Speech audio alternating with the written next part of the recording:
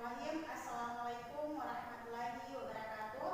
Puji syukur atas kehadiran Allah Subhanahu wa Ta'ala yang telah memberikan rahmat dan hidayahnya kepada saya sehingga saya dapat memaparkan materi dalam video ini. Adapun materi yang saya bawakan dalam kesempatan kali ini yaitu mengenai dasar-dasar perencanaan dalam mata kuliah manajemen pendidikan. Perempuan Somon, Prodi PGMIC semester 4.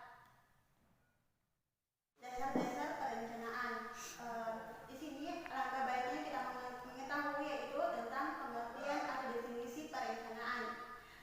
Definisi perencanaan ialah merupakan proses mendefinisikan tujuan organisasi, membuat strategi untuk mencapai tujuan itu dan mengembangkan rencana aktivitas kerja organisasi. Dan demikian juga perencanaan ialah sejumlah kegiatan yang ditentukan sebelumnya untuk dilaksanakan pada suatu periode tertentu untuk mencapai tujuan yang telah ditetapkan.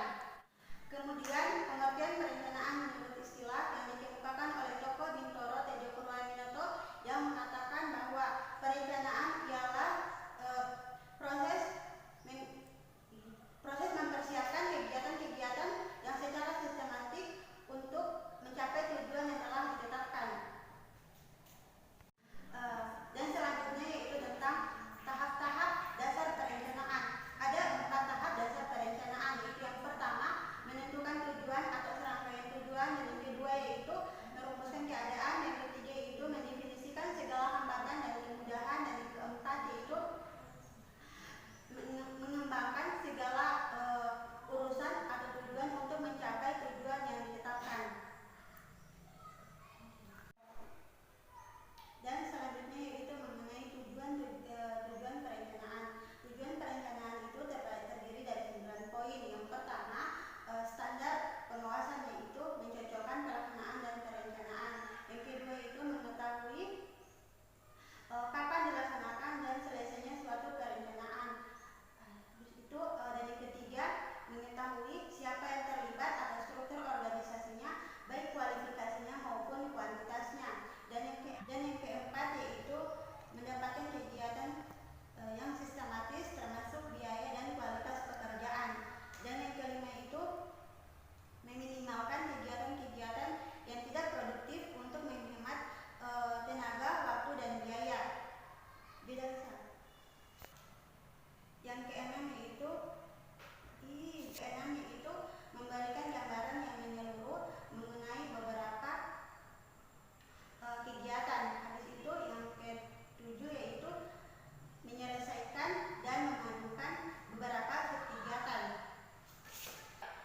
Dan yang ketujuh yaitu mendeteksi kesulitan hambatan yang bakal ditemui.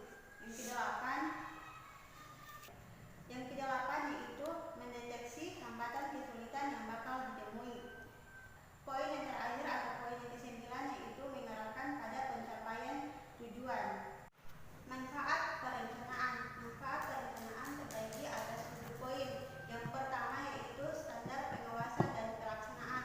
Yang kedua yaitu pemilihan sebagai alternatif terbaik. Dan yang ketiga yaitu penyusunan skala prioritas sebagai sarana dan tujuan.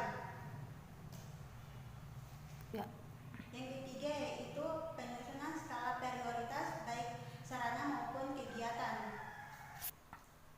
Keempat yaitu pemanfaatan sumber daya organisasi.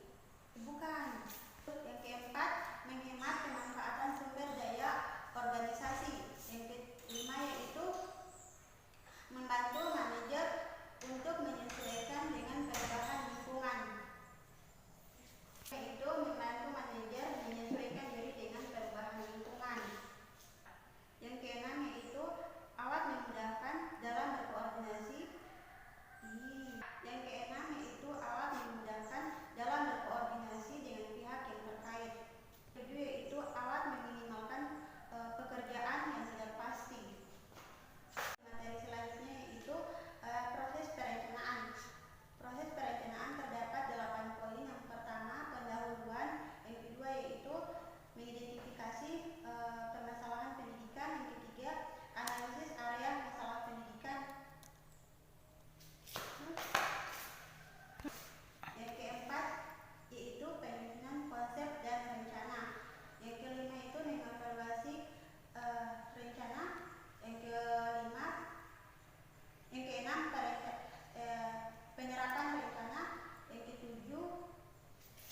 Yang keenam yaitu menentukan rencana, yang ketujuh penetapan rencana, dan yang kedelapan itu rencana umpan balik.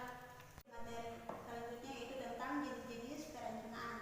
Jenis-jenis perencanaan itu terbagi atas 3 jenis. Yang pertama, perencanaan berdasarkan ruang lingkupnya, dan yang kedua perencanaan berdasarkan tingkatan, dan yang ketiga perencanaan berdasarkan jangka waktu. Perencanaan berdasarkan ruang lingkupnya itu terbagi atas 3 perencanaan. Yang pertama, perencanaan strategi, dan yang kedua perencanaan taktik, dan yang ketiga perencanaan integrat.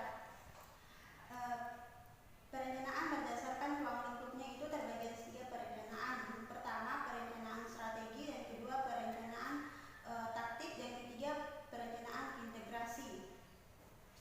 Perencanaan berdasarkan tingkatan itu terbagi atas beberapa perencanaan yang di dalamnya. Yang pertama yaitu perencanaan operasional, yang kedua perencanaan induk, yang ketiga perencanaan harian.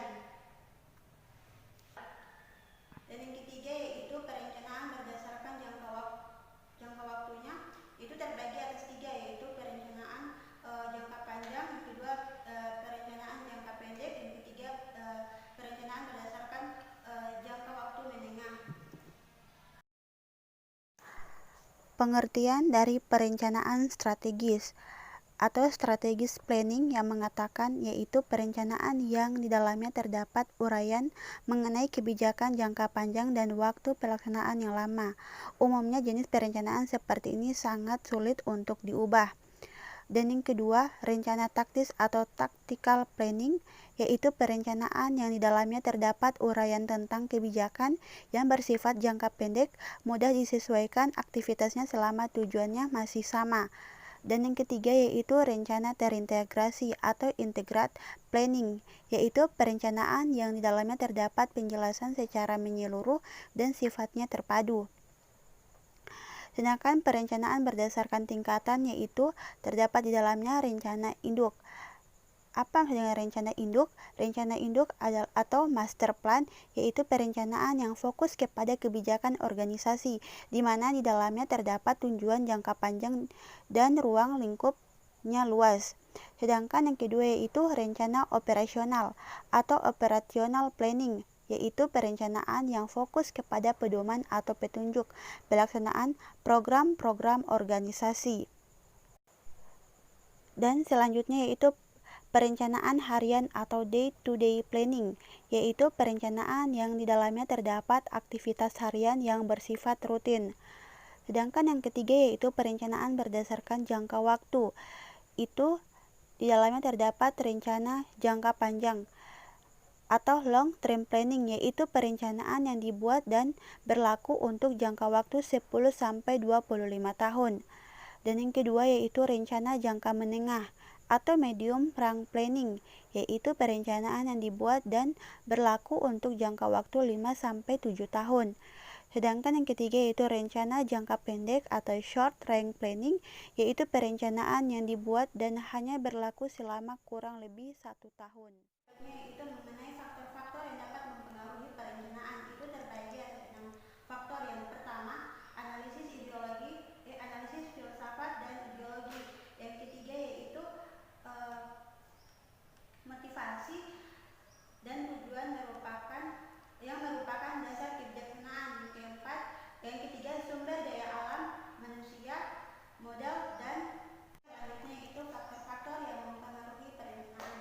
Faktor-faktor yang dapat mempengaruhi perencanaan itu terdiri dari beberapa faktor. Di antaranya itu yang pertama landasan filsafat dan ideologi, yang kedua motivasi dan tujuan yang merupakan dasar kebijaksanaan, yang ketiga sumber daya alam manusia, modal, dan informasi, yang ketiga ilmu pengetahuan dan teknologi, dan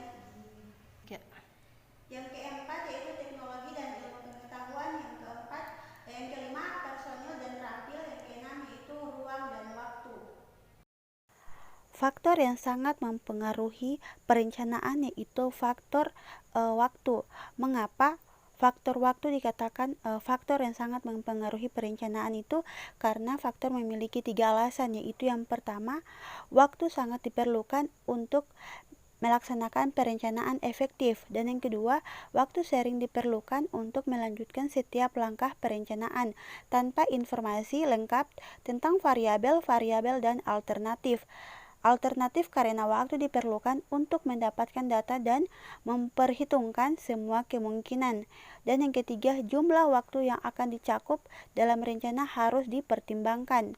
Faktor waktu lainnya yang mempengaruhi perencanaan adalah seberapa sering rencana-rencana harus ditinjau kembali dan diperbaiki. Ini tergantung pada sumber daya yang tersedia dan derajat ketetapan perencanaan manajemen.